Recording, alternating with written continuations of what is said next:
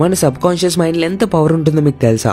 1981లో ఒక rich person తన plane లో ఆకాశంలో ఎగురుతూ ఎంజాయ్ చేస్తున్నప్పుడు సడన్ గా ప్లేన్ యొక్క ఇంజన్ లో ఫాల్ట్ వల్ల ప్లేన్ ని అతను కంట్రోల్ చేయలేకపోయారు అండ్ చాలా హైట్ నుంచి ప్లేన్ కింద పడి క్రాష్ అయిపోయింది. ప్లేన్ తో పాటు అతని బోన్స్ కూడా విరిగిపోయాయి. వెంటనే అతన్ని హాస్పిటల్ తీసుకుని వెళ్లారు. హాస్పిటల్లో 9 hours ఆపరేషన్ చేశాక డాక్టర్స్ ఇలా చెప్పారు, ఈ వ్యక్తి ఇప్పుడైతే సేవ్ అయ్యారు కానీ ఇతను లైఫ్ లో లేచి నించోలేరు. ఎందరో డాక్టర్స్ ఇతను కొన్ని రోజులు మాత్రమే బ్రతుకుతారని చెప్పారు కానీ అతనికి సబ్ కాన్షియస్ మైండ్ యొక్క పవర్ బాగా తెలుసు. ఆ పర్సన్ ఎవరి మాట వినలేదు అండ్ నెక్స్ట్ క్రిస్మస్ లోపల అతని కాళ్ళ మీద నించొని ఇంటికి వెళ్లి ఫ్యామిలీతో క్రిస్మస్ సెలబ్రేట్ చేసుకుంటా అని డిసైడ్ అయ్యారు. అతను పొద్దున్న నుంచి రాత్రి వరకు ఇదే ఆలోచిస్తూ ఉండేవారు. అతను క్రిస్మస్ రోజు తన కాళ్ళ మీద నించొని హాస్పిటల్ నుంచి బయటికి వెళ్లి వాళ్ళ ఫ్యామిలీతో క్రిస్మస్ సెలబ్రేట్ చేసుకుంటా అనే స్ట్రాంగ్ ఫీలింగ్ తో విజువలైజ్ చేసుకునేవారు. అలానే 8 months వరకు పాజిటివ్ థాట్ ని తన మైండ్ లో ప్రోగ్రామ్ చేసుకున్నారు. దాని తర్వాత క్రిస్మస్ రోజు నిజంగానే అతని కాళ్ళ మీద నించొని నడవగలిగారు. ఆ పర్సన్ పేరు మారిస్ గుడ్మ్యాన్.